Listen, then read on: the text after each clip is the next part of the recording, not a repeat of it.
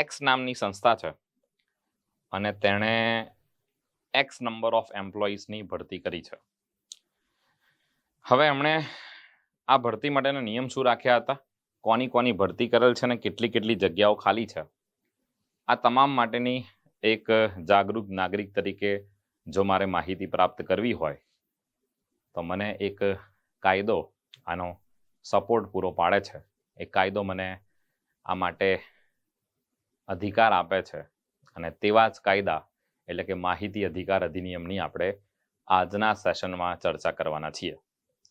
હું સંદીપ છું અને તમે વેબ સંકુલ સિવિલ એન્જિનિયરિંગ જોવાનું શરૂ કરી ચૂક્યા છો. આજના આ સેશનમાં હું આપ સર્વે વિદ્યાર્થી મિત્રોને સૌપ્રથમ કાયદો એટલે શું અને તમારી આવનારી ભરતી પરીક્ષાની અંદર જેટલા પણ લો છે એમાંથી એક એટલે કે રાઇટ ટુ ઇન્ફોર્મેશન એક્ટ 2005 ની એક સરસ મજાની ઇન્ફોર્મેશન, સરસ મજાની માહિતી આપતો પ્રથમ સેશન તમારી સમક્ષ રજૂ કરી રહ્યો છું. આશા રાખું છું આપ સર્વેની તૈયારી ઘણી સારી ચાલી રહી હશે. માહિતી અધિકાર અધિનિયમ 2005ની શરૂઆત કરું તે પહેલા હું આપ સર્વેને કાયદા વિશે થોડું જણાવવા માંગુ છું.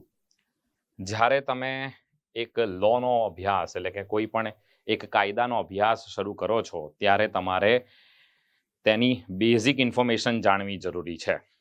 કાયદો જે સમવર્તી યાદીનો વિષય છે, બંધારણની દ્રષ્ટિએ જો જોવા જઈએ તો કાયદો સમવર્તી યાદીના વિષયની અંદર સમાવિષ્ટ છે.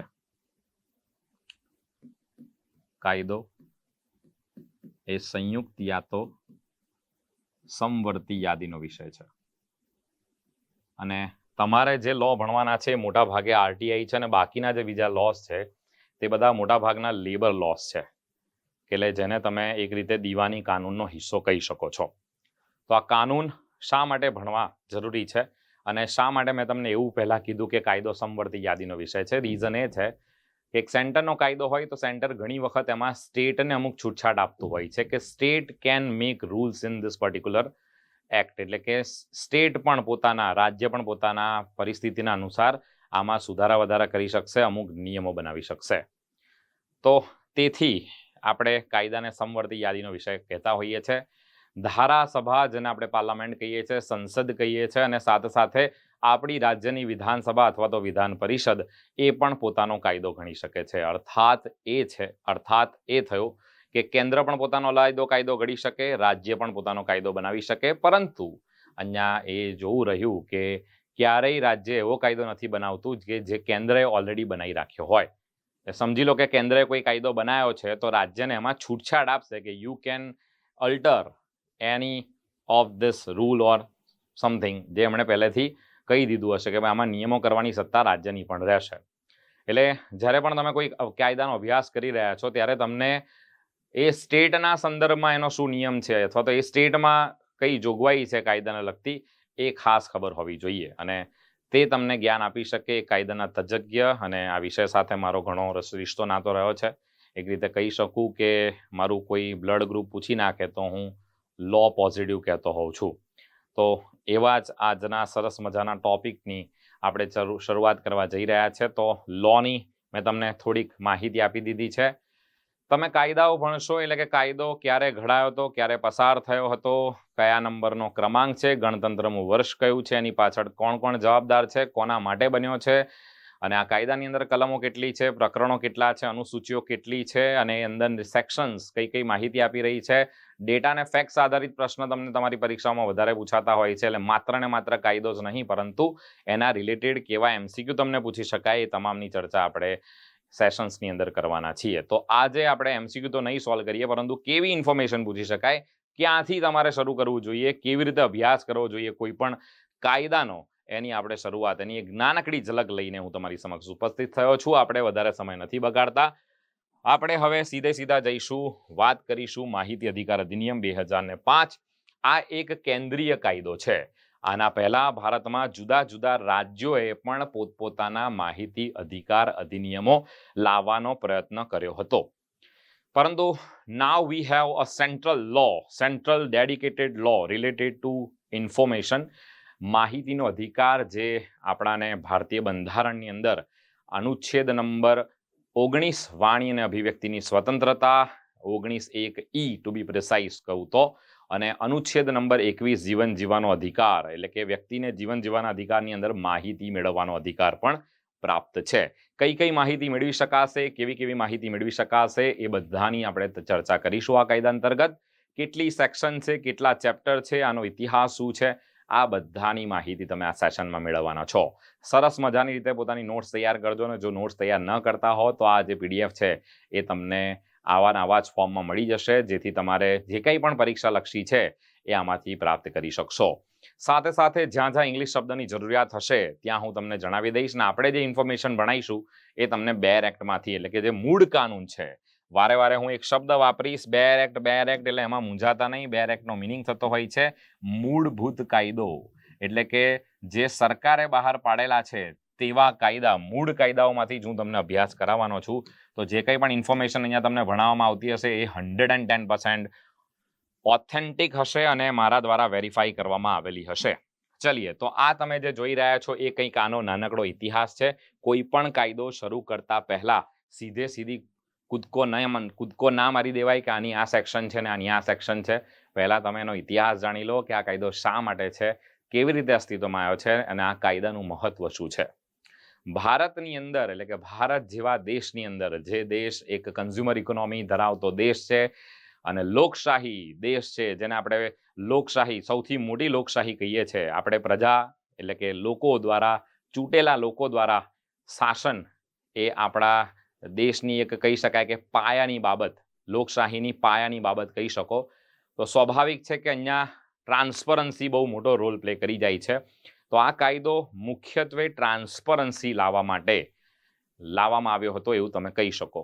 આ ઉપરાંત ભારતમાં ઘણા બધા બીજા પણ પ્રયત્ન કરવામાં આવ્યા હતા, પરંતુ એ બધામાં આપણે નથી પડવાનું. આ કાયદો માત્ર ને માત્ર શાના માટે લાવવામાં આવ્યો હતો તો કે ભ્રષ્ટાચાર અને જે સિસ્ટમ છે એ થોડી અકાઉન્ટેબલ બને, એટલે કે જવાબદેહિતા વધી જાય એમની, સાથે સાથે પારદર્શિતા જળવાય સિસ્ટમની અંદર. ગવર્નન્સનો હિસ્સો તમે કહી શકો છો એક રીતે આને, એક રીતે ગવર્નન્સનો હિસ્સો કહી શકાય, સરકારી વહીવટનો હિસ્સો કહી શકાય, જેથી તમને આરટીઆઈ ઘણા બધા સિલેબસમાં જોવા મળતો હોય છે.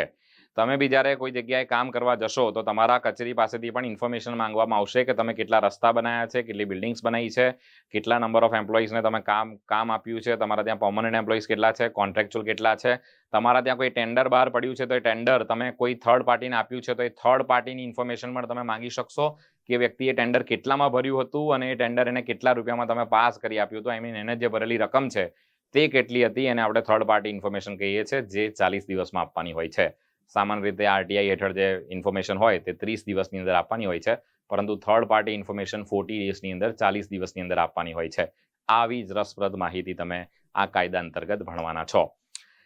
શરૂઆત કરીએ. જ્યારે આ કાયદાની વાત આવશે ત્યારે એક વખત વિશ્વમાં આંટો મારીશું, અને વિશ્વમાં આંટો મારતા હું પહોંચી ચૂક્યો છું સ્વીડન. 1766ની અંદર સૌ પ્રથમ સ્વીડનની અંદર આ ટર્મ એટલે કે અધિકાર નામનો શબ્દ, માનવ અધિકાર નામનો શબ્દ ત્યાંથી કોઈન થયો, અને એવું કહેવાય છે કે આ કાયદા પાછળ આ જ કાયદો નહીં, માત્ર જેટલા પણ માનવ અધિકારોને લગતા તમને જેટલી પણ માનવ અધિકારોને લગતી સંસ્થાઓ કે લોસ તમને જોવા મળશે એ ક્યાંક ને ક્યાંક કનેક્ટ કરતા હોય છે સ્વીડન સાથે. વધારે આપણે એમાં નથી પડવાનું કેમ કે તમને હિસ્ટ્રીનો ક્લાસ આપવા હું નથી આવ્યો. સ્વીડન 1766ની અંદર સ્વીડનની અંદર આની સૌથી પહેલી શરૂઆત જોવા મળી હતી. તો વિશ્વમાં સૌપ્રથમ સ્વીડન આવશે, અને ભારતની અંદર આરટીઆઈ કાનૂન એટલે કે રાઇટ ટુ ઇન્ફોર્મેશન એક્ટ લાવવાનો જે શ્રેય મુખ્ય કોઈ વ્યક્તિને જતો હોય તો તે આઈએએસ અધિકારી તેવા શ્રી અરુણા રોયને જાય છે, જે કહી શકાય કે એક મજદૂર કિસાન શક્તિ સંગઠનની રચના એમણે કરી હતી, અને રાજસ્થાનના બ્યાવર ખાતે જે ચાંગ ગેટ નામની જગ્યા છે ત્યાં તેમણે આંદોલન કર્યું હતું 1995ની અંદર. અને આ આંદોલનથી જ અને અરુણા રોય માત્ર ને માત્ર આના માટે જ નહીં, પરંતુ ભારતની અંદર જે રાઇટ ટુ ફૂડ મુવમેન્ટ હતી, રાઇટ ટુ ફૂડ, ખોરાક મેળવવાનો અધિકાર, એમાં પણ એમણે બહુ મોટી ભૂમિકા ભજવી છે. સાથે સાથે મનરેગા એટલે કે દરેક ગામના જે બેરોજગાર પુરુષો વગેરે છે એમને કામ વગેરે મળી રહે, યુવાઓને કામ મળી રહે, માત્ર પુરુષો નહીં એમાં સ્ત્રીઓનો પણ સમાવેશ થાય છે, એના માટે પણ એમણે બહુ મોટી મુહિમ ઉઠાવી હતી. તો શ્રી અરુણા રોય જે આટલી વસ્તુઓ માટે જાણીતા છે. માહિતી અધિકાર અધિનિયમ પહેલા શું હતું, એના પહેલા કોઈ જોગવાઈ છે કે નહીં? તો યસ, ભારતની અંદર પહેલા એક કાયદો હતો અને એ કાયદો વર્ષ 2000ની અંદર પસાર કરવામાં આવ્યો હતો, પરંતુ એ અમલી બને છે, એનો અમલીકરણ, એનો ડ્રાફ્ટ રજૂ કરવામાં આવ્યો હતો, પરંતુ એનું પસાર અને અમલીકરણ વર્ષ 2002થી શરૂ થાય છે. માહિતી સ્વાતંત્ર્ય ખરડો જેને કહેવામાં આવે છે, વર્ષ 2000, જેને આપણે ફ્રીડમ ઇન્ફોર્મેશન એક્ટ કહેતા હોઈએ છીએ, ટૂંકમાં એને FIR પણ તમે કહી શકો. આ પેલી ફર્સ્ટ ઇન્ફોર્મેશન રિપોર્ટ નથી, ફ્રીડમ ઇન્ફોર્મેશન રાઇટ. તો તમે આ FIR, ફ્રીડમ ઇન્ફોર્મેશન રાઇટ યા તો ફ્રીડમ ઇન્ફોર્મેશન એક્ટ થયો. તો આ ખરડો, આ ડ્રાફ્ટ પસાર કરવામાં આવ્યો, માહિતી સ્વતંત્રતા ખરડો 2000, અને આ પછી પાછળથી જઈને વર્ષ 2002ની અંદર કાયદો બનશે, જેની આપણે હમણાં વાત કરીશું. તો માહિતી સ્વાતંત્ર્ય ખરડો 2000માં ઘડવામાં આવ્યો અને તેના માટે રચાયેલી સમિતિના અધ્યક્ષ હતા શ્રી HD શોરી સાહેબ, અને આમના નામ વગેરે તમારે ખાલી જોઈ લેવાના છે. ફેક્ચ્યુઅલ માહિતી બંધારણમાં ક્યાં સ્પર્શે છે રાઇટ ટુ ઇન્ફોર્મેશન? તો મેં તમને કીધું કે અનુચ્છેદ 19(1)(e) એટલે કે આર્ટિકલ 19(1) સબક્લોઝ E, અને સાથે સાથે આપણો આર્ટિકલ નંબર 21 જે જીવન જીવવાની સ્વતંત્રતાની વાત કરે છે, તો તેની સાથે આ સ્પર્શે છે. નાવ આગળ વાત કરીશું, આપણે અન્ય વાતો કરીશું, જેની અંદર પૂર્વવર્તી કાનૂન મેં તમને હમણાં જ કીધું તે રીતે ફ્રીડમ ઇન્ફોર્મેશન એક્ટ આને FIR કરતા એક પહેલા ટૂંકમાં આ રાઇટ હતો, અને રાઇટ કહી શકો, એટલે FIA ફ્રીડમ ઇન્ફોર્મેશન એક્ટ 2002 અસ્તિત્વમાં આવે છે. અહીંયા પણ એને સુધારી દઉં છું, આને તમે FIR ની જગ્યાએ, કેમ કે એક પ્રકારનો અધિકાર જ કહેવાય, રાઇટ જ કહેવાય, તો FIR ને લાવવા માટે FIA લાવવામાં આવ્યો, ફ્રીડમ ઇન્ફોર્મેશન એક્ટ લાવવામાં આવ્યો હતો. 2002ની અંદર આની રચના થઈ હતી, પરંતુ મેં તમને કીધું હતું કે તો હવે પ્રશ્ન ક્યાંથી બનશે? તો કે તમારો પ્રશ્ન અહીંથી બની શકે છે કે RTI કોને રિપ્લેસ કરે છે? જે રાઇટ ટુ ઇન્ફોર્મેશન એક્ટ છે એ કયા કાયદાને રિપ્લેસ કરશે, એવો પ્રશ્ન પૂછાય છે. તો તમારે જવાબ લખવાનો છે, ફ્રીડમ ઇન્ફોર્મેશન એક્ટ 2002 ને RTI શું કરે છે? તો કે રિપીલ કરે છે, એટલે કે આગળના કાયદાને બંધ કરો, નવો કાયદો શરૂ કરો. આ કાયદાની 31મી કલમ તમે જોશો 31st, તો એની અંદર લખેલું છે, આ કાયદાની છેલ્લી કલમ છે. કયા કાયદાની? માહિતી અધિકાર અધિનિયમની વાત કરી રહ્યો છું. 6 ચેપ્ટર, 31 કલમો, 2 અનુસૂચિ એટલે કે 2 પરિશિષ્ટો તમને એની અંદર આપવામાં આવેલા છે. RTI નો ખરડો પ્રથમ મુસદ્દો એટલે કે પ્રથમ ડ્રાફ્ટ. હવે જ્યાં જ્યાં શબ્દ મુસદ્દો આવે છે એનો મતલબ સમજી લેજો કે આને ડ્રાફ્ટ કહેવામાં આવે છે. આનો જે પ્રથમ મુસદ્દો અથવા તો આનો જે પ્રથમ ડ્રાફ્ટ છે, જેને આપણે કાચું કામ કહીએ છીએ, ત્યાર પછી રાષ્ટ્રપતિના કન્સેન્ટ મળે છે. રાષ્ટ્રપતિના કન્સેન્ટ જેવા મળી જાય એટલે એ ખરડો એટલે કે જે બિલ છે તે એક્ટમાં તબદીલ થઈ જતો હોય છે. તો જ્યારે પણ તમને એનેક્ટેડ ડેટ પૂછી નાખે છે, એક તો હોય છે પાસ્ટ ડેટ અને બીજી હોય છે એનેક્ટેડ. એનેક્ટેડનો મતલબ થતો હોય છે ક્યારથી અમલી બન્યો છે, અને તમને પાસ્ડ યર પૂછે છે, ભાઈ આનું પાસિંગ યર કયું છે, પાસ્ડ યર કયું છે, પાસ્ડ ઇન વિચ યર, તો તમારે ધ્યાન રાખવાનું, તમારે એનું પસાર વર્ષ લખવાનું રહેશે. સામાન્યતઃ એવું હોય છે કે કોઈ પણ કાયદાની પાછળનું વર્ષ એનું પસાર વર્ષ હોય છે, પરંતુ દર વખતે એવું પોસિબલ હોતું નથી. ઘણા કાનૂનોમાં એવું નથી હોતું, એટલે એવું મગજમાં ના બેસાડતા કે દરેક કાયદાની પાછળનું વર્ષ એનું પસાર વર્ષ હોય છે. 90% કેસીસમાં અથવા તો 95% કેસીસમાં એવું બની શકે, પરંતુ ભારતમાં ઘણા એવા કાયદાઓ પણ છે, કેમ કે જે તમારા સિલેબસમાં નથી, પરંતુ અમે ભણ્યા છે, કે અમે ભણાવીએ પણ છીએ. એ કાયદાઓ કેવા છે? તો કે પાછળનું જે વર્ષ લખેલું હોય એ એનું પસાર વર્ષ નથી હોતું. તો ધ્યાન આટલું રાખજો કે ભાઈ એવું ગોખી ના નાખતા કે પાછળનું જે વર્ષ છે. મોટાભાગે જો કે તમારા કાનૂન બધા જે સિલેબસમાં છે એવા જ છે કે જે પાછળ વર્ષ લખેલું છે એ જ એનું પસાર વર્ષ છે. તો તમે યાદ રાખી શકશો ભલે આ રીતે, પરંતુ દરેક કાયદામાં આવું નથી હોતું. એટલે એક કાયદાના ફેકલ્ટી તરીકે અથવા કાયદાના શિક્ષક તરીકે મારું ધ્યાન, શિક્ષક તો ન કહી શકું, હજુ પણ હું આમાં સ્ટુડન્ટ જ છું, એવો આ સરસ મજાનો વિષય છે. તો યસ, આની અંદર તમારે યાદ એટલું રાખવું કે પાછળનું વર્ષ દર વર્ષે પસાર વર્ષ હશે એવું જરૂરી નથી.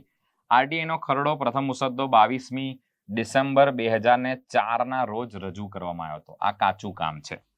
ત્યાર પછી 15મી જૂન એટલે કે 15/6 ડેટ ખાસ ધ્યાન રાખજો, ડેટમાંથી ક્વેશ્ચન પૂછે છે. 15/6/2005ના રોજ આ કાયદો 22મા ક્રમાંક સાથે પસાર કરવામાં આવ્યો હતો. હવે તમને બધું જ તૈયાર કરીને ગયા હો, તમે બધું જ તૈયાર કરીને ગયા હો કે સર આ કાયદાનો ડ્રાફ્ટ ક્યારે રજૂ થયો, આ કાયદાનો જે પ્રથમ ટૂંકમાં જે પહેલું ડ્રાફ્ટ છે ક્યારે રજૂ થયો હતો, આ કાયદાને કન્સેન્ટ ક્યારે મળ્યા હતા રાષ્ટ્રપતિના, એટલે કે જે આ કાયદાનો પસાર તારીખ છે જેની કન્સેન્ટ ડેટ હોય છે. તો 15મી જૂન 2005ના રોજ આ કાયદો પસાર થાય છે, 15 જૂન 2005.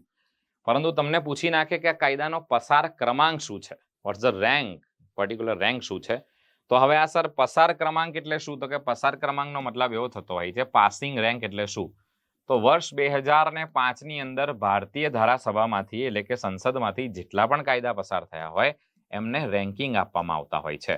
અને આ કાયદાનો રેન્ક કયો હતો, 2005નો 22મા નંબરનો આ કાયદો હતો. અને આ ભારતના 56મા ગણતંત્રમાં વર્ષથી અધિનિયમિત કરવામાં આવશે. સર આ શું હતું, ખબર ના પડી. એટલે જ મિત્રો જરૂરી હોય છે કે તમને પર્ટિક્યુલર વિષય એ જ વ્યક્તિ ભણાવી શકે કે જે એ વસ્તુનો બહુ જ સારો અભ્યાસ કરેલો છે, જેમણે એ વસ્તુની ડિગ્રી ધરાવે છે અને પોતે એ વિષયોમાં વર્ષોથી રચ્યો પચ્યો છે. એટલે હું તમને આની નાનામાં નાની બાબત જે કહી શકાય કે ખૂણે ખાપચે નવા સુધારા આ તે બધી વસ્તુ શીખવાડી દઈશ કે જેથી તમને પરીક્ષામાં ક્વેશ્ચન દેખાય એટલે તમે ઇંગ્લિશમાં હોય કે ગુજરાતીમાં હોય તમે એનો આન્સર આરામથી કોન્ફિડન્સ સાથે કરીને આવશો. આટલી જ ઇન્ફોર્મેશન મેં તમને આપી છે એ આઈ હોપ કે હેલ્પફુલ રહી હશે. જે મેં તમને FAI વિશે સમજાયું છે, ફ્રીડમ ઇન્ફોર્મેશન એક્ટ, જે ફ્રીડમ ઇન્ફોર્મેશન રાઇટ સાથે સંલગ્ન છે ક્યાંક, એટલે આપણે FIR લખી દીધું હતું. તો એને ઓવરટેક કરીને એટલે કે એને રિપીલ કરીને એક નવો કાયદો લાવવામાં આવે છે જે છે RTI. ને હવે આપણે RTIમાં આગળ વધીશું. આટલે સુધી આપણે પહોંચી ગયા છે ને આનું અમલીકરણ પૂછે છે, તમને એનેક્ટેડ પૂછે છે. તો 12મી ઓક્ટોબર 2005ના રોજ એટલે કે 12 ઓક્ટોબર 12/10/2005ના રોજ આ કાયદો અમલી બનશે. વધારે સમય નહીં બગાડીએ, ફટફટ આપણે આગળ વધીશું. તમે એન્જિનિયરિંગના સ્ટુડન્ટ છો એટલે મે બી તમારા પાસે ઝડપ અને સમય એ બંને વસ્તુ તમારે મેન્ટેન કરી રાખવાની હોય છે. સમય પણ બચાવવાનો છે અને ઝડપ પણ રાખવાની છે. હવે આ જે ક્રમ આપેલા છે તમને ગુજરાતમાં 2005થી તમને જણાવી દઉં છું. ગુજરાતમાં નહીં, સમગ્ર ભારતની અંદર 2005 જે આ ડેટ છે સમગ્ર ભારત માટે લાગુ પડશે. પરંતુ અમુક સ્ટેટ એવા હતા, મેં તમને કીધું, જેમણે પહેલા પ્રયત્ન કરી નાખ્યો હતો. તો 15મી જૂન 2005ના રોજ આ સેન્ટ્રલ લો છે, આ કેન્દ્રીય કાયદો છે, ખાસ ધ્યાન રાખજો. 15મી જૂન 2005ના રોજ 12 ઓક્ટોબર 2005ના રોજ આ કાયદો 22મા ક્રમાંક સાથે પસાર થાય છે. એનો 22 એનો રેન્ક છે, પાસિંગ રેન્ક 2005નો. એના પછી વાત કરીશું માહિતી અધિકાર અધિનિયમ 2005. એ પહેલા કયા રાજ્યોએ પ્રયત્ન કરેલા છે, તો સૌથી પહેલા RTI અધિનિયમ જે લાવવાનો શ્રેય જાય છે એ તમિલનાડુને જાય છે. સેકન્ડ જાય છે ગોવાને 1997ની અંદર જ, રાજસ્થાનને જાય છે 2000ની અંદર, દિલ્હીને જાય છે 2001ની અંદર, મહારાષ્ટ્રને જાય છે 2002ની અંદર, આસામને જાય છે 2002ની અંદર, મધ્યપ્રદેશને જાય છે 2003ની અંદર. આટલા બધા યાદ રાખવું ના, તમે ખાલી તમિલનાડુ વાળો પોઈન્ટ ધ્યાન રાખજો અને પછી તો આપણું જે ગુજરાત વાળું છે તે ધ્યાન રાખજો. ગુજરાતમાં તો આપણો જે સેન્ટ્રલ લો છે તે જ લાગુ પડે છે, પરંતુ હા, સ્ટેટને આ લોકો અમુક છૂટછાટ આપતા હોય છે કે સ્ટેટ આમાં અમુક નિયમો બનાવી શકે છે. ચલીએ, સો હવે આપણે સીધી કાયદા પર આવી જઈએ અને આની જે મજાની ઇન્ફોર્મેશન જેમાંથી ક્વેશ્ચન પૂછાય છે. શું ભણાવશો? વાર્તા નહીં, ફિલોસોફી નથી ભણાવવાની. મારે તમને એ જ વસ્તુ ભણાવવાની છે જે સીધી એક્ઝામમાં ક્વેશ્ચનમાં દેખાય. તમારું કામ એક જ છે, 4 ઓપ્શન દેખાય, હું સાચો કરીને આવું એટલું ભણાવો, વધારે બાબતો ના કરો.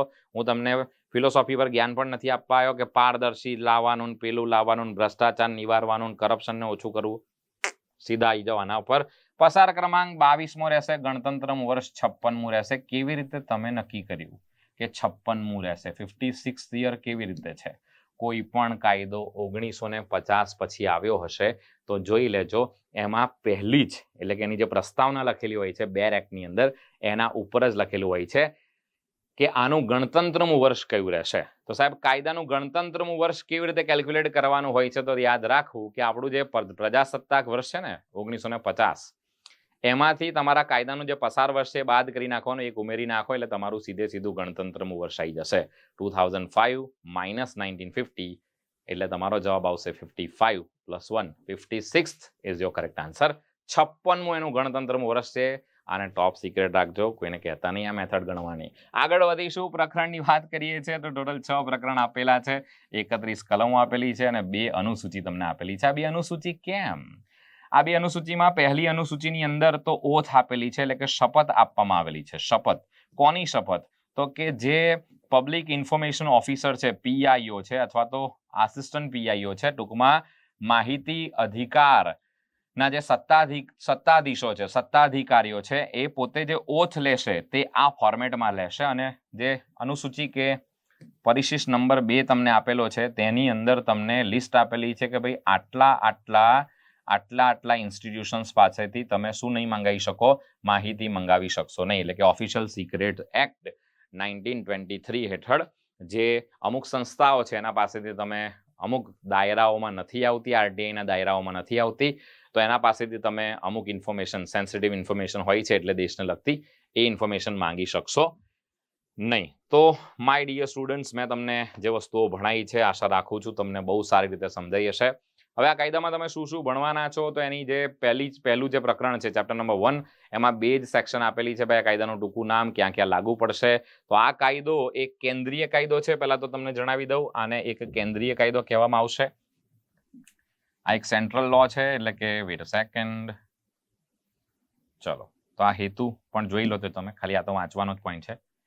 આ કાયદો કેવો કાયદો છે, તો કે આ કાયદો એક તો કેન્દ્રીય કાયદો છે, સેન્ટ્રલ લો. આ કાયદો એક ખાસ કાયદો છે, સ્પેશિયલ લો, કેમ કે સ્પેશિયલ વસ્તુ માટે છે, માત્ર ને માત્ર માહિતીનો અધિકાર આપે છે. અને આ કાયદો ક્યાં લાગુ પડે છે, હું વાત કરી રહ્યો છું ભૌગોલિક સ્થિતિની, તો આ કાયદો સમગ્ર ભારતમાં લાગુ પડે છે. પહેલા આ જમ્મુ કાશ્મીરમાં લાગુ નતો પડતો, પરંતુ તારીખ આવી હતી કઈ, તો કે તારીખ હતી 31/10/2019. 31/10/2019 પછી આ કાયદો જમ્મુ કાશ્મીરમાં પણ લાગુ પડે છે. કેમ, તો કે Jammu and Kashmir reorganisation bill આવ્યું, એટલે કે 31/10/2019 પછી ત્યાં જે કાયદા ભારતના નતા લાગુ પડતા તે હવે ત્યાં લાગુ પડે છે. તો તમને પ્રશ્ન પૂછાય કે આ કાયદો ક્યાં લાગુ પડશે, તમને ઓપ્શનમાં આપેલું હોય કે એક્સટેન્ડ ક્યાં, તો કે to be extend whole India except Jammu and Kashmir, બરાબર. નેશનલ ટેરેટરી થઈ ગયું છે, જો કે હવે તો રાજ્ય રહ્યું જ નથી. એને પહેલા સ્પેશિયલ સ્ટેટસ, એનું જે સ્પેશિયલ સ્ટેટસ હતું, ખાસ દરજ્જો હતો, એ એબોલિશ થઈ ગયો છે. હવે તો એનો ખાસ દરજ્જો, બરાબર, 370 ને બધું તમને ખ્યાલ જ હશે. ચલીએ, તો નાગરિકોને જવાબદાર અને પારદર્શક વહીવટીતંત્ર પૂરું પાડવું, ટ્રાન્સપરન્સી જાળવવા માટે મેં તમને કીધું તે રીતે. અને જવાબદારનો મતલબ થાય છે અકાઉન્ટેબિલિટી. અહીંયા જેટલા પણ અધિકારીઓ છે એમની અકાઉન્ટેબિલિટી ઊભી થાય છે, સરકારની અકાઉન્ટેબિલિટી ઊભી થાય છે, કેમ કે જેટલા વિભાગો પાસેથી તમે આ જે માહિતીઓ મંગાવશો, મોટા ભાગે સરકારી અથવા તો અર્ધ સરકારી અથવા તો જે ગ્રાન્ટ વગેરે મેળવતા હશે સરકારના એવા ઇન્સ્ટિટ્યુશન્સ હશે, તો એમની એક જવાબદારીતા ઊભી થઈ જાય છે, અકાઉન્ટેબિલિટી ઊભી થઈ જાય છે કે ભાઈ એમને ખોફ છે, ડર છે કે જ્યારે પણ નાગરિક કોઈ આવી ઇન્ફોર્મેશન માંગશે તો અમારે તે આપવી પડશે. સાથે સાથે ભ્રષ્ટાચારને નિયંત્રણ કરવો, અને નંબર 3 છે જાહેર સત્તા મંડળની નિયંત્રણ હેઠળની માહિતી નાગરિકો સરળતાથી મેળવી શકે તેવા વ્યવહારુ તંત્રની રચના કરવી. ટૂંકમાં આ દેશનો જે ટેક્સ પેયર છે, જે આ દેશનો નાગરિક છે, અને આ દેશમાં એના માટે કઈ ગતિવિધિઓ થઈ રહી છે, દેશ શું કરી રહ્યો છે, દેશના તંત્રમાં કેવું કામ થઈ રહ્યું છે, જાણવાનો પૂરેપૂરો અધિકાર છે. એટલે આ જે આરટીઆઈ વાળો કાનૂન છે તે વ્યક્તિને અધિકાર આપે છે કે તે પોતે આ જે વ્યવહારુ તંત્ર છે, એક એવા વ્યવહારુ તંત્રની એક એવું તંત્ર ઊભું કરવું કે જેમાં દરેક વ્યક્તિ પોતાના રાજ્ય યા પોતાના દેશમાં શું ચાલી રહ્યું છે, પોતાના તંત્રમાં શું ચાલી રહ્યું છે તેની પૂરતી માહિતી પ્રાપ્ત કરી શકે.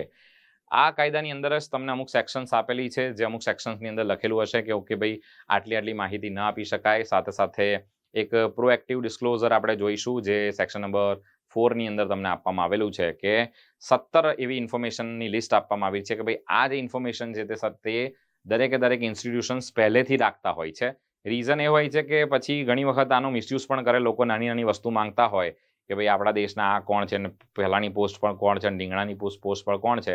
એટલે કે પર્ટિક્યુલર સરકારી જે વિભાગ હોય ને એ પોતાની વેબસાઇટ પર જ અમુક આવી ઇન્ફોર્મેશન, એટલે કે મેં જે 17 માહિતી તમને સેક્શન નંબર 4 માં આપેલી છે એ એટલી ઇન્ફોર્મેશન લોકો ડિસ્ક્લોઝ કરી રાખતા હોય છે, જેને આપણે પ્રોએક્ટિવ ડિસ્ક્લોઝર કહેતા હોઈએ છીએ. તો એ ઇન્ફોર્મેશનને દર પાછી 1 વર્ષે એને અપડેટ પણ કરવી જરૂરી છે, એ પણ તમને સેક્શન નંબર 4 માં કીધેલું છે. ત્યાર પછી આની અંદર કેટલા દિવસમાં માહિતી મેળવી શકાશે, બરાબર, એ બધી જોગવાઈ છે. માહિતી નહીં આપે તો એને રિજેક્ટ કરી શકાય કે નહીં, અને જો માહિતી 30 દિવસ પછી નથી આપતા તો શું દંડની જોગવાઈ છે? તો યસ, એની અંદર દંડની પણ જોગવાઈ છે, 250 રૂપિયા પ્રતિ દિવસ. કેટલા દિવસ સુધી થઈ શકશે? તો વધુમાં વધુ 100 દિવસ સુધી થઈ શકશે. રીઝન એ છે કે દંડ 25,000થી વધારે નથી હોતો. તો કોમન સેન્સ છે, ગણતરી કરશો તો 2500 એટલે કે 25,000 એટલે 25,000 ડિવાઇડેડ બાય 100 કરશો તો 250 રૂપિયા તમને 250 રૂપીસ મળી જશે. તો 250 રૂપીસ પર ડે પેનલ્ટી લાગતી હોય છે. જો એ દિવસથી એટલે 30 દિવસ જેવા પૂરા થયા તો 31મા દિવસથી પેનલ્ટી લાગવાની શરૂઆત થઈ જતી હોય છે. અને આ હોતું હોય છે એની જે મેક્સિમમ લિમિટ છે તે કેટલી છે? તો કે તે 25,000 રૂપીસ સમથિંગની છે. 25,000 રૂપીસ ટુ બી પ્રિસાઇઝ, 25,000 રૂપિયાની છે. આજના આ સેશનમાં આપણે શરૂઆત કરવા જઈ રહ્યા છે રાઇટ ટુ ઇન્ફોર્મેશન એક્ટ 2005ની. આની બેઝિક ઇન્ફોર્મેશન મેં તમને સમજાવી દીધી હતી. સીધા બેર એક્ટથી ભણવાની શરૂઆત કરીશું. પહેલા તો શબ્દ તમારા સામે મેં જે લીધો છે એને સમજાવી દઉં છું કે sir what is the meaning of bare act. Bare એક્ટનો મતલબ થતો હોય છે, તમે જે ભણી રહ્યા છો તે એક મૂળ કાનૂન છે.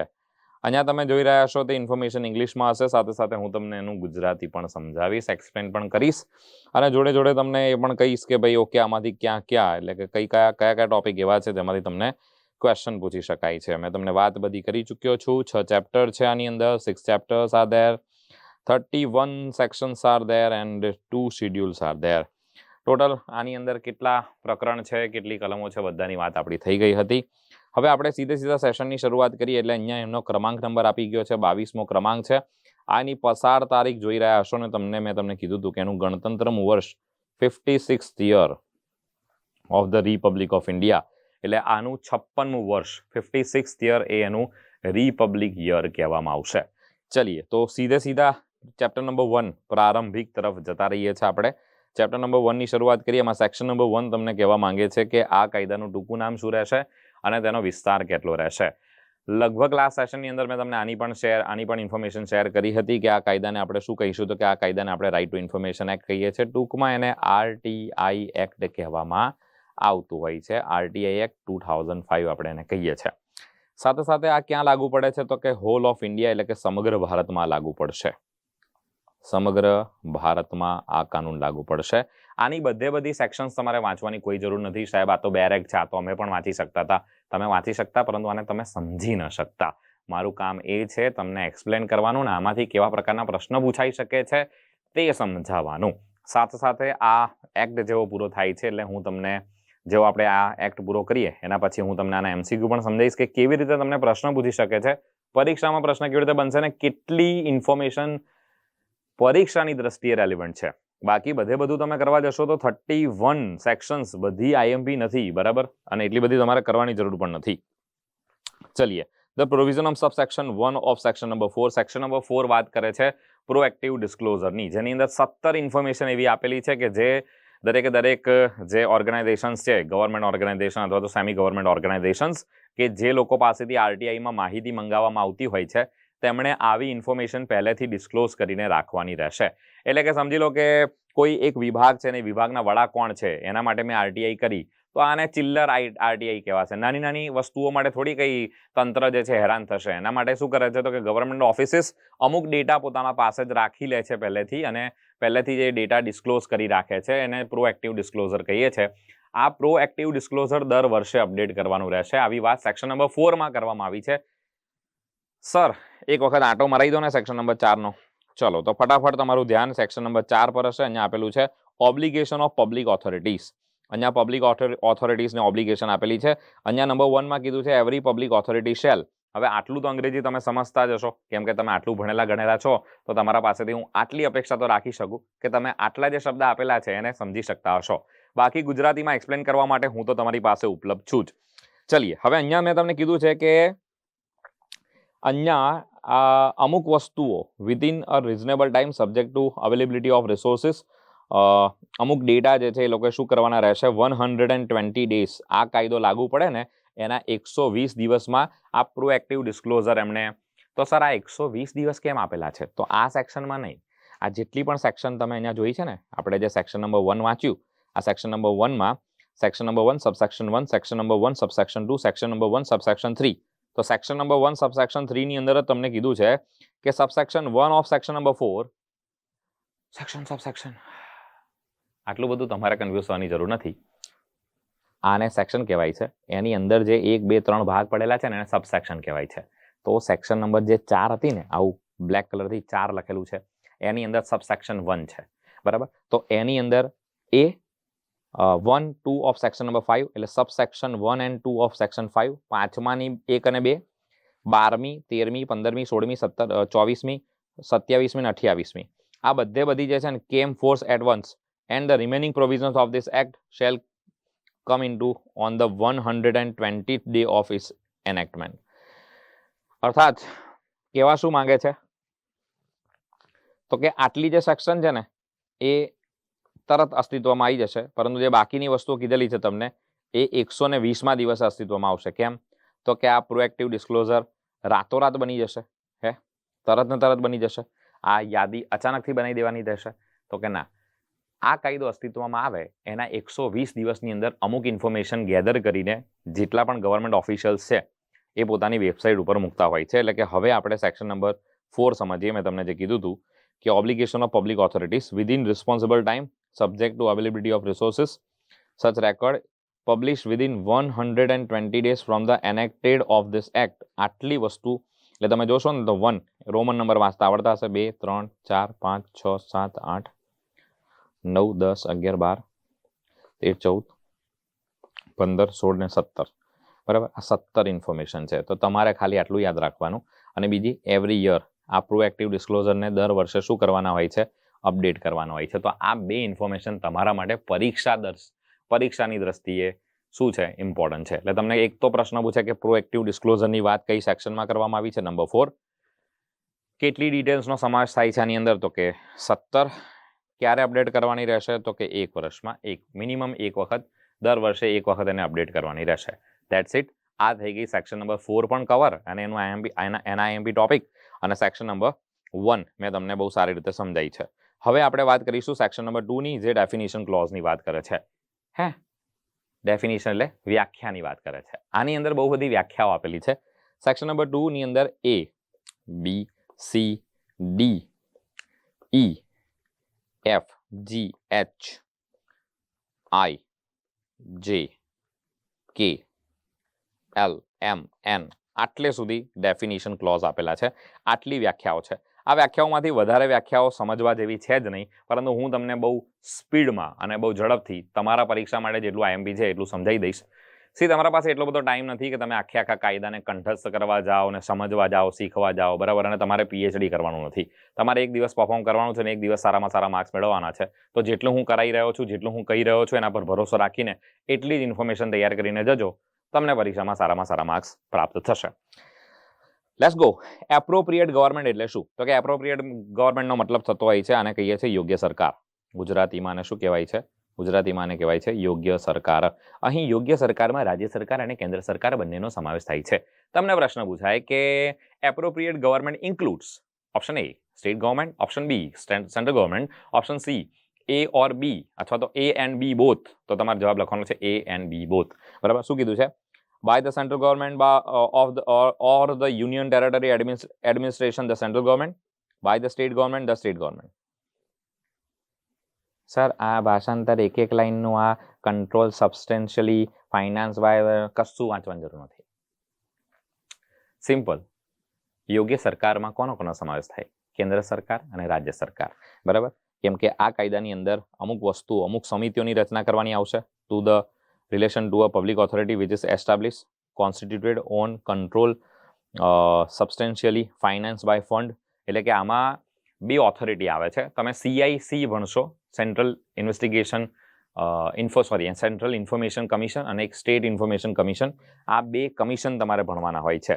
તો આ 2 કમિશન જ્યારે તમે ભણો છો, એટલે કે સેન્ટ્રલ ઇન્ફોર્મેશન કમિશન સાથે સાથે સ્ટેટ ઇન્ફોર્મેશન કમિશન, જ્યારે આ 2 કમિશનનો અભ્યાસ કરતા હો છો ત્યારે આ બંને જે કમિશન છે ને, આ બંને કમિશનમાં તમારે આ કમિશનની રચનાઓ, આ કમિશનમાં કોણ નાણાં ફાળવે છે, આ તમામ બાબતો, આ જેટલી પણ બાબતો છે એની અંદર નિયમ કરવાની સત્તા તો કે ભાઈ સેન્ટરનું હશે ને, યા યુનિયન ટેરેટરીના સંદર્ભમાં હશે તો સેન્ટ્રલ ગવર્મેન્ટ. જો સ્ટેટ ગવર્મેન્ટનું ઇન્ફોર્મેશન કમિશન હશે ને તો સ્ટેટ ગવર્મેન્ટને એના પાવર છે. એટલે ઉચિત સરકાર ઉચિત સરકાર, યોગ્ય સરકાર આવા શબ્દ દેખાય છે તો બંને સરકાર લખી નાખજો. આગળ વધીએ છે. હવે છે સેન્ટ્રલ ઇન્ફોર્મેશન કમિશન. અભી તો हमने कहा था आपको. આ શું છે? આ કેન્દ્ર માહિતી આયોગ છે. આને કેન્દ્રીય માહિતી આયોગ કહીએ છીએ. એવું ને એવું જ રાજ્ય માહિતી આયોગ આવશે. આનું માળખું હોય છે. આના અધ્યક્ષ કોણ રહેશે, આમાં કેટલા સદસ્ય રહેશે, કેટલા સદસ્યોનું બનેલું રહેશે, કેવી રીતે એના અધ્યક્ષની ચૂંટણી થશે, એમાં કયા સદસ્યની કેટલી વય મર્યાદા રહેશે, એમનો કાર્યકાળ કેટલો રહેશે, આ બધી જ બાબતો આપણે શીખવાના છે. પણ આ લેક્ચરમાં નહીં, હમણાં આપણે આને સ્કીપ કરીએ છીએ. સેન્ટ્રલ ઇન્ફોર્મેશન કમિશનની વાત તમને 2B માં આપેલી છે. સેક્શન નંબર 12 માં જોઈ લઈશું. સેન્ટ્રલ પબ્લિક ઇન્ફોર્મેશન ઓફિસર, આને શું કહીએ છીએ આપણે? તો કે આને CPIO કહીએ છીએ. હવે PIO શબ્દ વારે વારે આવશે. તો એમ એક જીઓ હોય છે, એક આ PO હોય છે, બરાબર? તો આ PO એટલે આને PO ના બોલાય, પરંતુ આને તમે PIO કહી શકો છો. પબ્લિક ઇન્ફોર્મેશન ઓફિસર અને એવા જ હોય છે central public information officer. I mean central public information officer means the central public information officer designated under subsection 1 includes the central assistant public information officer designated as such the subsection 2 of section number 5. એનો મતલબ sir આ central public information public information officer એટલે CPIO ની વાત ક્યાં છે? Section number 5(1) માં છે. અને આવા જ આમને મદદ કરવા માટે બીજા કોણ હોય છે? તો કે એ હોય છે central assistant public information officer. એટલે આને તમે CAPIO કહી શકો છો, બરાબર? એટલે ટોટલ શું થયા? તો કે CPO, CAPO, બરાબર, PIO, CAPIO અને CPIO. CPIO એટલે આ છે સેન્ટ્રલ પબ્લિક ઇન્ફોર્મેશન ઓફિસર. અને આમને મદદ કરવા માટે હોય છે કોણ? તો કે સેન્ટ્રલ આસિસ્ટન્ટ, આ મદદનીશ છે, મદદનીશ પબ્લિક ઇન્ફોર્મેશન ઓફિસર એટલે CA, આગળ CA લાગી જશે, central assistant public information officer. હવે તમને પ્રશ્ન પૂછાય કે સેક્શન નંબર 5 ની અંદર, સેક્શન નંબર 5 માં કયા બે અધિકારીઓની નિમણૂકની વાત કરવામાં આવી છે? Under the section number 5 which of these, બરાબર, which of these officers are mention, ભાઈ કયા ઓફિસર મેન્શન છે? અથવા તો તમને આવું પ્રશ્ન પૂછાય કે CPIO માં કોનો સમાવેશ થાય છે? તો CPIO માં CPIO તો આવશે જ, જોડે CAPIO પણ આવશે, બરાબર? તો આશા રાખું છું આ બંને સેક્શન તમને બહુ સારી રીતે ખબર પડી ગઈ હશે. આગળ વાત કરીશું આપણે ચીફ ઇન્ફોર્મેશન કમિશન. આને આપણે CIC કહીએ છીએ. Information Commission means the Chief Information Commissioner and Information Commissioner appointed under subsection 3 of the section number 12. Section number 12 માં જોઈશું. વધારે વિગત મેં તમને કીધી હતી. આ બધા મંડળો છે, આ બધા સત્તા મંડળો છે, કમિશનો છે, આયોગો છે, બધાની વાત આપણે ડિટેલમાં કરવાની છે. હું તમને બહુ સારી રીતે મસ્ત ગ્રાફિકલ રિપ્રેઝન્ટેશન દ્વારા અથવા તો લખીને હેન્ડ રિટન નોટ્સ દ્વારા બહુ સારી રીતે સમજાવીશ. કોમ્પિટન્ટ ઓથોરિટી એટલે કોણ? તો કે આને કહીએ છીએ સક્ષમ સત્તા અધિકારી. સક્ષમ સત્તા એટલે કોણ? તો આ કોમ્પિટન્ટ ઓથોરિટીનો મતલબ થાય છે કે આમના જ્યારે આ જે CIC છે ને એની અંદર કોને નિમણૂક આપી શકાશે અથવા તો એના જે અધ્યક્ષ છે તેને ચૂંટવા માટે સક્ષમ સત્તા અધિકારીઓ કોણ છે એ બધાની વાત કરેલી છે અહીંયા. તો કોમ્પિટન્ટ ઓથોરિટી, આને ઇન ડિટેલ હું નેક્સ્ટ લેક્ચરમાં બી સમજાવવાનો છું, છતાંય અત્યારે કહી દઉં છું કે કોમ્પિટન્ટ ઓથોરિટી કોને કહેવાય? તો the speaker in the case of the house of people or the legislative assembly or a state or a union territory having such assembly and the chairman in the case of council of states or legislative council of a state. આ બધાને આપણે CIC માં સમજીએ તો વધારે better રહેશે. હમણાં આને સ્કીપ કરી દેશો તો વધારે સારું રહેશે. કોમ્પિટન્ટ ઓથોરિટીમાં કોનો સમાવેશ થાય છે? સક્ષમ સત્તાધીશોમાં કોનો સમાવેશ થશે? F માં જોઈશું ઇન્ફોર્મેશનમાં શાનો સમાવેશ થાય છે? યસ, આમાંથી ક્વેશ્ચન નીકળી શકશે. જેમાંથી ક્વેશ્ચન નીકળી શકે ને એમાં હું તમને કહી દઈશ કે હા, આમાંથી તમે પ્રશ્ન કરજો, આમાંથી તમને પ્રશ્ન પૂછી શકે છે. હવે તમે જે RTI ફાઇલ કરો છો એ RTIમાં તમે કઈ ઇન્ફોર્મેશન માંગી શકો છો ને તે ઇન્ફોર્મેશન એટલે કે માહિતીની વાત અહીંયા તમને કરેલી છે. 2F ની અંદર ઇન્ફોર્મેશનની વાત કરી છે. ઇન્ફો F આની અંદર આવી જાય છે એટલે તમે ઇન્ફો F આ રીતે યાદ રાખજો કે 2F માં ઇન્ફોર્મેશન છે. Means any material in form of including records, documents, memos, emails, opinions, advice, press release, circular, orders, logbook, contract, report, papers, samples, models, data material held in any electrical form and information relating to any private body which can be accessed by a public authority under any other law for the time being in force. બરાબર. ટૂંકમાં આ તમામ જેટલી પણ વસ્તુઓ તમે જોઈને એ બધી ઇન્ફોર્મેશનની અંદર આવશે.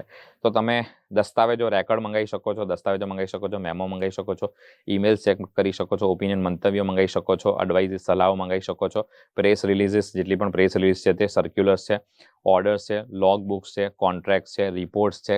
કોન્ટ્રાક્ટ એટલે કે જેટલા કરારો થયા છે તે, અહેવાલો છે, પેપર્સ છે, સેમ્પલ્સ છે, નમૂનાઓ છે, મોડલ છે, data material held in any electrical form, કોઈ ઇલેક્ટ્રિકલ ફોર્મમાં ડેટા હશે તો, and information relating to any private body, કોઈ પ્રાઇવેટ બોડીની ઇન્ફોર્મેશન હોય which can be accessed by a public authority, જે પબ્લિક ઓથોરિટી દ્વારા એક્સેસ કરવામાં આવતી હોય. આવું કેમ છે? તો આવું એમ એટલે છે કે ઘણી વખત સરકાર છે ને, સરકારની સાથે કોઈ પ્રાઇવેટ પાર્ટી કરારમાં હોય છે, બરાબર. સમજી લો કે કોઈ પ્રાઇવેટ ઇન્સ્ટિટ્યુશન યા તો કોઈ પ્રાઇવેટ કંપનીએ સરકારમાં કોઈ ટેન્ડર વગેરે ભર્યું છે, બરાબર. બધું જવા દો, હું તમને એક સિમ્પલ ઉદાહરણ આપું. સમજી લો કે પછાત બાળકોને ભણાવવા માટે સરકાર 20,000 રૂપિયાની અથવા તો અમુક રકમની સ્કોલરશિપ આપે છે. હવે કોઈ એક ઇન્સ્ટિટ્યૂટ છે, જે પ્રાઇવેટ ઇન્સ્ટિટ્યૂટ છે, એણે એનું ટેન્ડર ભર્યું અને એણે એવું કીધું કે ભાઈ આખું કામ અમને સોંપી દો, અમે જ બાળકોને ભણાવી દઈશું, અને 20,000ની જે સહાય છે એ પણ અમે રિડીમ કરી આપીશું, બાળકોને અમે જ ભણાવીશું અને 20,000 રૂપિયા અમે જ એમના પાસેથી વસૂલી લઈશું અને અમે જે ટેક્સ વગેરે સરકારને ચૂકવવાનો થતો હશે તે ચૂકવી દઈશું. હવે સમજી લો કે અન્ય બીજી કોઈ વ્યક્તિ છે અથવા તો કોઈ અન્ય કોઈ વ્યક્તિ છે, ધારી લો કે હું જ છું. હવે મને એવું લાગે છે આમાં ભ્રષ્ટાચાર વગેરે થયો છે અથવા તો મને એમાં માહિતી જાણવાની ઈચ્છા છે, તો એ મારા માટે છે ને થર્ડ પાર્ટી થઈ.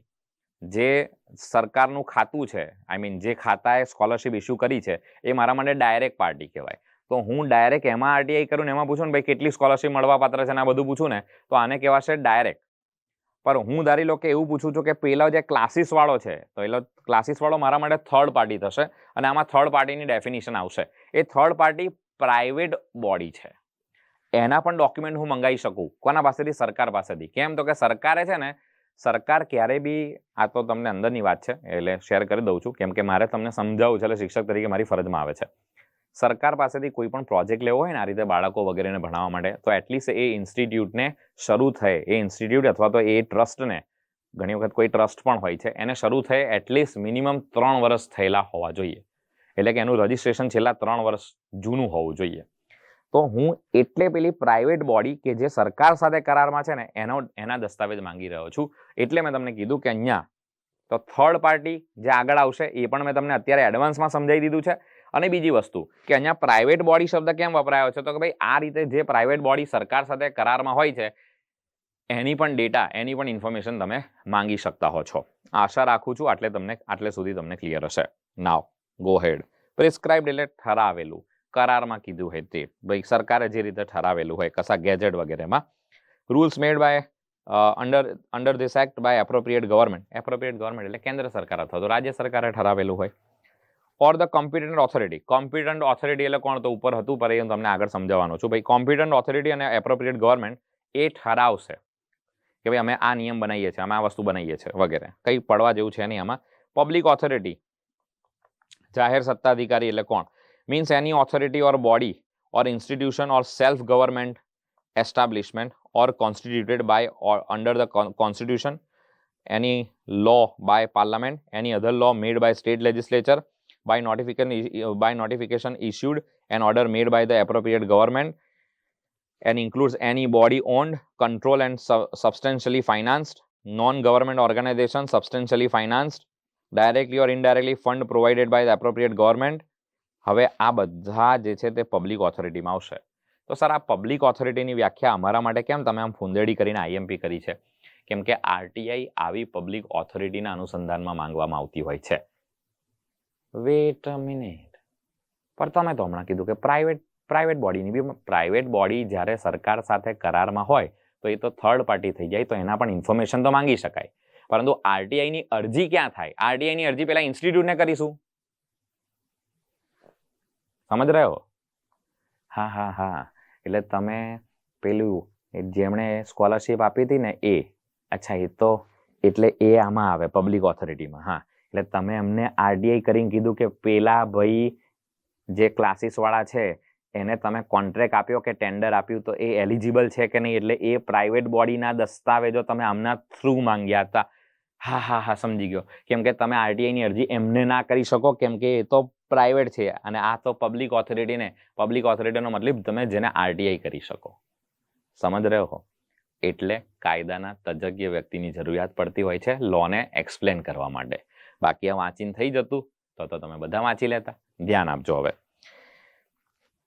Public authority means what? તો કે પબ્લિક ઓથોરિટી એટલે ભારતીય બંધારણ હેઠળ ઘડવામાં આવેલ હોય, પાર્લામેન્ટે કોઈ કાયદો બનાવીને એની રચના કરવામાં આવી. એટલે જેટલી પણ અદાલતો છે ને બધી લઈ લો, જેટલા ગવર્મેન્ટ હાઉસીસ છે બધા લઈ લો, ભારતીય બંધારણ દ્વારા જેની રચના થઈ છે, કાયદા દ્વારા જેની રચના થઈ છે, સ્ટેટ લેજિસ્લેચર વિધાનસભા દ્વારા જેની રચના, વિધાનસભા યા તો વિધાન પરિષદ દ્વારા જેની રચના થઈ છે, by notification issued and order made by the appropriate government, યોગ્ય સરકાર દ્વારા કોઈની ઘોષણા કરીને કે જેટલી પણ યુનિવર્સિટી છે, સરકારી પ્રયોગશાળાઓ છે, સરકારી લાઇબ્રેરીઓ, સરકારી કોલેજીસ, સરકારી શાળા, સરકારી હોસ્પિટલ, સરકારી, ટૂંકમાં સરકારી જીમ, બધું આવી ગયું, જીમખાનાઓ, સરકારી કચેરીઓ ટૂંકમાં.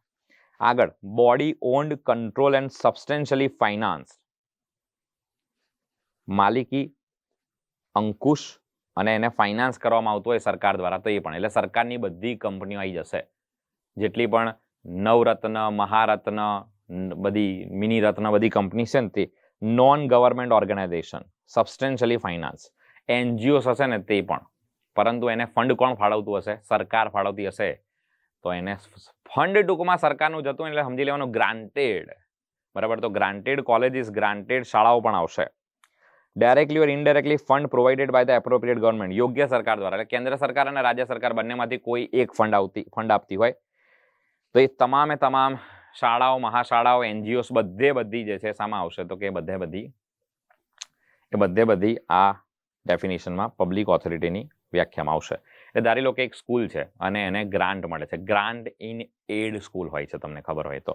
ગ્રાન્ટ શબ્દ વાપરેલો હોય છે, ગ્રાન્ટ ઇન એડ એટલે એમને એડ મળે છે. એડ એટલે મદદ મળે છે સરકાર દ્વારા. બરાબર?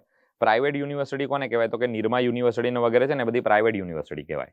પરંતુ જે કોલેજીસ વગેરે છે, ગુજરાત યુનિવર્સિટી સાથે એફિલિટેડ અમુક કોલેજીસ છે, જેમ કે અમુક ગાંધીનગરના 100 કોલેજીસ લઈ લો, તો એ એફિલિટેડ છે, ગ્રાન્ટીન કોલેજ કહેવાય. એની ફીસ ઓછી હશે, તમે જોઈ હશે. સરકારી કોલેજની ફીસ સાવ ઓછી હશે, ગ્રાન્ટીનની થોડી એના કરતાં ઉપર હશે. બરાબર? અને જે પ્રાઇવેટ હશે એની ફીસ તાબડતોડ હશે. આગળ પછી આપેલું છે આઈમાં રેકર્ડ. રેકર્ડ એટલે શું? તો કે રેકર્ડ એટલે એની ડોક્યુમેન્ટ, મેન્યુસ્ક્રિપ્ટ એન્ડ ફાઇલ, એટલે કે કોઈ લખાણ, કોઈ તામ્રપત્રનું લખાણ પણ આવી જશે, શિલાલેખ પરનું લખાણ પણ આવી જશે, કોઈ ફાઇલ, એની માઇક્રોફિલ્મ. બરાબર? કોઈ માઇક્રોફિલ્મ હશે. ફેસિમાઇલ કોપી ઓફ ડોક્યુમેન્ટ, એટલે કે કોઈ ડુપ્લિકેટ નકલ આવે ને. હવે આનો મતલબ શું થાય? તો કે આનો મતલબ થાય છે તમે ફોટોગ્રાફ જ્યારે ફોટો પડાવતા હતા ને ત્યારે એલો કેમેરાનો રોલ આવતો હતો, તો એલા ડુપ્લિકેટ હોય છે ને, એની ડુપ્લિકેટ એટલે કથ્થઈ કલરની પટ્ટી તમે જોઈ હશે, એ પણ આની અંદર આવશે. Any reproduction of images embodied in such microfilm, આ પણ મેં તમને કીધું એ. Any other material produce by a computer or any other device. બરાબર? અને ટૂંકમાં કોઈ મટીરિયલ છે જે કમ્પ્યુટર અથવા તો અન્ય ડિવાઇસ દ્વારા ઉત્પન્ન કરવામાં આવતું હોય, એટલે સર પીડીએફ ફાઇલ આવે, આ પીડીએફ ફાઇલ પણ આની અંદર આવશે. સર ડોક્યુમેન્ટ ફાઇલ આવે, હા ડોક્યુમેન્ટ ફાઇલ પણ આવશે. એક્સેલ શીટ આવશે, એક્સેલ શીટ પણ આવશે. સર પીપીટી આવશે, પીપીટી પણ આવશે. સર જેપીજી ફાઇલ આવશે, જેપીજી ફાઇલ પણ આવશે. સર જીઆઈએફ ફાઇલ આવશે, જીઆઈએફ ફાઇલ પણ આવશે. ટૂંકમાં જે કમ્પ્યુટર દ્વારા ઉત્પન્ન કરી શકાતું હોય, કોઈ ડિવાઇસ દ્વારા ઉત્પન્ન કરી શકાતું હોય, તે તમામ કોઈ પણ પ્રકારની માઇક્રોફિલ્મ હોય, કોઈ ડોક્યુમેન્ટ છે, મેન્યુસ્ક્રિપ્ટ છે, ફાઇલ છે, આ તમામે તમામ. બરાબર? અને એ ફાઇલ જે છે એ ગમે તે ફોર્મેટની હોઈ શકે, જેમાં ડેટા હોય ટૂંકમાં. હવે એ ડેટામાં વિડીયોઝ પણ હોઈ શકે, એ ડેટામાં ફોટોગ્રાફ પણ હોઈ શકે, એ ડેટામાં લખાણ પણ હોઈ શકે, એ ડેટામાં કંઈક સાંભળવાનું હોઈ શકે. બરાબર? ચલીએ, રાઇટ ટુ ઇન્ફોર્મેશન. ઓહો, આની ડેફિનેશન આપવાની જરૂરત શું છે? આ તો અમને ખબર છે. રાઇટ ટુ ઇન્ફોર્મેશન, હવે આ પૂછી શકે તમને, રાઇટ ટુ ઇન્ફોર્મેશનની ડેફિનેશન ક્યાં છે? તો કે રાઇટ ટુ ઇન્ફોર્મેશનની ડેફિનેશન 2J ની અંદર આપેલી છે. 2J right to information. તુજે શું ભણો છો? તુજે રાઇટ ટુ ઇન્ફોર્મેશન ભણીએ છે. તુજે ભણીએ છે. તુજે. બરાબર? તો આ રીતે યાદ રાખજો. 2J right to information means the right to information accessible under this act which is held by under the control of any public authority include the right to. હવે પબ્લિક ઓથોરિટી પાસેથી આ તમે આ કાયદા હેઠળ મળેલો અધિકાર તમે પબ્લિક ઓથોરિટી પાસેથી શું માંગી શકો છો? તો કે inspection of work, document records, હવે આ રેકર્ડની તો આખી તમને વ્યાખ્યા આપી દીધી છે. તમે એમનું કાર્ય, ભાઈ કેટલું કાર્ય પત્યું છે, તમે કેટલા કાર્ય કર્યા છે, તમે ભાઈ આટલા ટેન્ડર પસાર કર્યા અથવા તો આટલા સરકારે આટલા રોડ બનાવવાની જાહેરાત કરી છે, આમાંથી તમે કેટલા બનાવ્યા છે, તમારું કામ કેટલા % પૂરું થયું છે, કેટલી ગતિમાં કેવી રીતે ચાલી રહ્યું છે, વગેરે વગેરે. Documents, records, taking notes, extract તમે નોટ્સ લઈ શકો, પેરેગ્રાફ એના જે ભાગો છે તે, certified copies of documents or records, taking certified sample of materials, તમે એના સર્ટિફાઈડ સેમ્પલ ઓફ મટીરિયલ્સ પણ લઈ શકો છો, સેમ્પલ લેવું હોય. Obtaining information in the form of ડિસ્કેટનો મતલબ થતો હોય ડિસ્ક, એટલે ફ્લોપીમાં એટલે CD DVD લેવું હોય ને તે, floppies, tapes, video cassettes or in any other electronic mode through printouts where such information is stored in computer or in any other device. બરાબર, આ રીતે તમે ઇન્ફોર્મેશન મેળવી શકો છો. આ તમામ તમને સીધું વાંચતાની સાથે ખબર પડી જાય. બહુ ડીપ ડાઉટ નહીં પૂછે, તમે ટેન્શન ના લો. આમાંથી બહુ ઊંડાણમાં જઈને પ્રશ્ન નથી પૂછવાના. ટૂંકમાં ઇન્ફોર્મેશન કેવી રીતે લઈ શકાય? તો સર ઇન્ફોર્મેશન કે રેકર્ડ્સ કેટલું કામ પત્યું છે તે જાણી શકાય છે. સાથે સાથે તમે બીજું શું જાણી શકો છો? એક્સ્ટ્રેક્ટ્સ, એના અમુક ભાગો તમારે જોઈતા હોય તો એ જાણી શકો છો.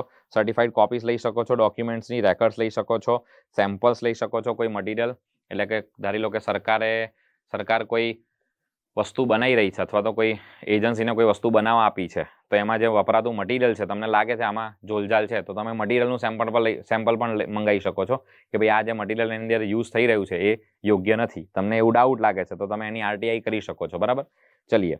એના પછી તમને કીધેલું છે અધર ઇલેક્ટ્રોનિક મોડ થ્રુ પ્રિન્ટઆઉટ્સ. આ ડિસ્કમાં, ફ્લોપીમાં, ટેપ્સ, વિડીયો કેસેટ્સ, અન્ય કોઈ ઇલેક્ટ્રોનિક મોડમાં તમે એની પ્રિન્ટઆઉટ ફોર્મમાં લઈ શકો છો, computer or any other device. એના પછી તમને આપેલું છે સ્ટેટ ઇન્ફોર્મેશન કમિશન. આ તો મેં તમને કીધું હતું આગળ, ભાઈ આ જ્યારે આગળ સેન્ટ્રલ ઇન્ફોર્મેશન કમિશન પણ આવ્યું હતું, એવું ને એવું રાજ્યનું પણ હોય છે. આની વાત 15માં કરીશું. Means the state information commission constituted, એટલે કે જેની રચના કરવામાં આવે છે સેક્શન નંબર 15 ની સબસેક્શન 1 હેઠળ. જ્યારે આગળ આવશે ત્યારે વિસ્તૃત ચર્ચા કરી લઈશું. બરાબર, ચલીએ. એના પછી જોઈશું સ્ટેટ ચીફ ઇન્ફોર્મેશન કમિશનર. એક હેલા સેન્ટ્રલ આવ્યા હતા, એને આપણે શું કહેતા હતા? CIC. હવે આ છે કોણ આવશે? તો કે state information commissioner means the state chief information commissioner and state information commissioner appointed under subsection 3 of section number 15. એટલે કે એક હતા CIC, બરાબર, અને એક આવશે SIC. બરાબર, સ્ટેટ ઇન્ફોર્મેશન કમિશનર અને એક આવશે સેન્ટ્રલ ઇન્ફોર્મેશન કમિશનર. આપણે આની બહુ મસ્ત રીતે આખું માળખું અને આમની નિમણૂક કેવી રીતે થાય, કોણ નિમણૂક કરશે, કેટલી વયમર્યાદા હોય છે, ક્યારે નિવૃત્ત થશે, બધું સમજીશું. બરાબર, હવે આ શું છે? તો ધારી લો કે કોઈ કાયદો હોય ને, કોઈ કાયદો, તો એને એન્ફોર્સ કરવા માટે કોઈ બોડી જોઈએ. જેમ કે આપણા ત્યાં કાયદો છે UAPA, unlawful prevention activities act. એ આતંકવાદને નિવારવા માટેનો કાયદો છે. તો એ કાયદો શું? વ્યક્તિઓ પકડવા જશે આતંકવાદીઓને? ના, તો કોઈ એજન્સી રાખેલી હશે ને જે કાયદા અનુસાર કામ કરશે. તો એ એજન્સી છે NIA, નેશનલ ઇન્વેસ્ટિગેશન એજન્સી. એ કામ કરતી હોય છે અને એ કાયદા અનુસાર એલા વ્યક્તિઓ પર એક્શન લેતી હોય છે. તો આ RTI જે છે એ RTIમાં કોઈના પર પગલા લેવા હોય, જે વ્યક્તિ જે છે RTI કરે ને સામે જો કોઈ સરકારી ખાતું, એટલે કે ગવર્મેન્ટ ઓથોરિટી, જેલી ઓથોરિટી જોઈતી ને તમે પબ્લિક ઓથોરિટીની વ્યાખ્યા જોઈ છે, એમાંથી ડિનાય કરે, એ લોકો ના પાડી દે અથવા તો કોઈ ભંગ કરે તો એમને સજા કરવા વાળું કોઈ ઉપર બોડી તો હોવું જોઈએ ને, એને મેન્ટેન કરવા વાળું. તો રાજ્ય કક્ષાએ ને કેન્દ્ર કક્ષાએ બંને, રાજ્ય સ્તરે ને કેન્દ્ર સ્તરે બંને સ્તરે આ બે ઓથોરિટીઝ છે. એકને આપણે CIC કહીએ છીએ અને બીજા છે SIC. બરાબર, આ બંનેની આપણે ચર્ચા કરીશું આગળ. એમાં તમને કીધું છે સ્ટેટ પબ્લિક ઇન્ફોર્મેશન ઓફિસર. પેલા શું હતા? CPIO. આ છે SPIO. બરાબર, અને state public information officer designated under subsection 1 include a state assistant public information officer. Same એલું કેન્દ્રમાં હતું ને એમ આ રાજ્યમાં SAPIO. પેલા CPIO અને CAPIO હતા, central assistant public information officer. તો આ છે state public information officer, state assistant public information officer. આ સ્ટેટ આસિસ્ટન્ટની જરૂર ત્યારે પડતી હોય છે અંતરિયાળ વિસ્તારોની અંદર. બરાબર, આ હું તમને સમજાવીશ એકાદ ઉદાહરણ આપીને સરસ મજાની રીતે, કે મોટા ભાગે આ એક રાજ્ય કક્ષાએ હોય છે SPIO, અને SPIO જો હાજર ન હોય તો અંતરિયાળ વિસ્તારો હોય ને જે, એટલે રિમોટ એરિયાસ વગેરેની અંદર આમની મદદ લેવાની હોય છે. આ ત્યાં અવેલેબલ હોય છે. SA એટલે કે state assistant public information officer. આ બધાના ફૂલ ફોર્મ વગેરે ધ્યાન રાખજો ખાસ. અને હવે છે થર્ડ પાર્ટી. આ મેં તમને ઓલરેડી સમજાવી દીધું છે આગળ. Means a person other than the citizen making a request for information and includes a public authority. બરાબર. શું કહે છે? તો કે third party means a person, કોઈ વ્યક્તિ, other than the citizen making a request for information and includes a public authority. એમાં public ઓથોરિટીનો પણ સમાવેશ થાય છે અને એમાં એ વ્યક્તિનો સમાવેશ નહીં થાય અધર દેન ધ સિટીઝન, એ નાગરિક સિવાય making a request for information. તો થર્ડ પાર્ટીમાં કોનો સમાવેશ નથી? હવે મેં એપ્લિકેશન કરી છે ગવર્મેન્ટ ઓથોરિટીને, ત્રીજી કોઈ પ્રાઇવેટ બોડીને યા તો ગવર્મેન્ટ બોડી વિશે જાણવા. તો કોઈ વ્યક્તિ માટે તો પીઆઈએલ ના થાય કે હું પીઆઈએલ કરું, મારા પડોશી કેટલું કમાય છે એની પીઆઈએલ કરી દો. તો વ્યક્તિ માટે તો પીઆઈએલ ના થાય ને. તમે કોના માટે પીઆઈએલ કરશો? તો યા તો પ્રાઇવેટ બોડી માટે કરી શકો, જે સરકારી બોડી સાથે કરારમાં હોય, એ તો મેં તમને સમજાવ્યું હતું. તો other than citizen making a request for information એટલે શું? તો કે આમાં જે વ્યક્તિએ ઇન્ફોર્મેશન મેળવવા માટે એટલે કે આરટીઆઈ કરી છે ને એના સિવાયના વ્યક્તિ, તો એ તો કોમન સેન્સ છે, ના જ આવે ને. હું ધારો કે કોઈ government agency, I mean public authority છે, એના પાસેથી કોઈ ત્રાહિત વ્યક્તિની ઇન્ફોર્મેશન માંગુ છું, તો એ જે થર્ડ પાર્ટી છે ને એ કોઈ ગવર્મેન્ટ પણ હોઈ શકે અને ખાનગી પણ હોઈ શકે. એટલે તમને શું કીધું છે? એમાં અરજી કરનારનો સમાવેશ નહીં થાય, એન્ડ ઇન્ક્લુડ્સ સમાવેશ થાય છે અ પબ્લિક ઓથોરિટી. એમાં પબ્લિક ઓથોરિટીનો સમાવેશ થાય. એટલે તમને આમાંથી સિમ્પલ ડીપ ડાઉટ ક્વેશ્ચન કેવો પૂછી શકે ખબર? થર્ડ પાર્ટી ઇન્ક્લુડ્સ હુ અથવા થર્ડ પાર્ટી ઇન્ક્લુડ્સ વોટ? તો third party includes a public authority. Public authority આવશે. તો થર્ડ પાર્ટીમાં એક્સક્લુડ કોણ છે? તો કે person, sorry, citizen making a request for information. PIL શું કહેવાય છે, આરટીઆઈ કરતા નહીં આવે. બરાબર. પીઆઈએલ શબ્દ બોલાઈ જાય છે ઘણી વાર, કેમ કે પીઆઈએલ પણ એક અધિકાર જ છે. તો આરટીઆઈ કરતા નહીં આવે. આરટીઆઈ કરતા એટલે જે આરટીઆઈ કરનાર છે, જેણે રિક્વેસ્ટ કરી છે તે. તો આ સાથે આપણું ચેપ્ટર નંબર 1 પૂરું થાય છે અને બહુ મજાની રીતે મેં તમને ડેફિનિશન ક્લોઝ આખો સમજાવી દીધો છે. તો આટલે સુધી રાખીએ છીએ. મળીશું નેક્સ્ટ સેશનની અંદર ચેપ્ટર નંબર 2 સાથે. તમને જેટલી ઇન્ફોર્મેશન મેં ભણાવી છે, જેટલી વસ્તુ સમજાવી છે, આશા રાખું છું બહુ સારી રીતે સમજમાં આવી હશે. ચેપ્ટર નંબર 2માં વધારે વિગતોની મેળવીશું. અને હા, આજે બેર એક્ટમાં હું તમને સમજાઈ રહ્યો છું. આજે પહેલો સેશન છે, વ્યાખ્યા હતી. એટલે નેક્સ્ટ સેશનમાં મેં તમને કીધું હતું તે પ્રમાણે જ્યાં મારી હેન્ડ રિટન નોટ્સની જરૂર હશે તમને સમજાવવા માટે, આખા માળખાને સરળ બનાવવા માટે, ત્યાં હું મારી હેન્ડ રિટન નોટ્સની અંદર લખીને બહુ મસ્ત રીતે તમને સમજાવીશ. તો આ સાથે આટલે સુધી રાખીએ છીએ. સરસ મજાની રીતે નોટ્સ બનાવી હશે અને મેં તમને જ્યાં જગ્યાએ પ્રશ્ન ટાંકવાનું કીધું છે કે અહીંયા આમાંથી ક્વેશ્ચન પૂછી શકાય, એ તમે ટાંક્યા હશે. આ સાથે મને એટલે કે સંદીપને રજા આપશો. મળીશું નેક્સ્ટ સેશનમાં. ત્યાં સુધી પોતાનું ધ્યાન રાખો. Wish you all the best. Bye bye. Take care. જય હિન્દ. જય ભારત.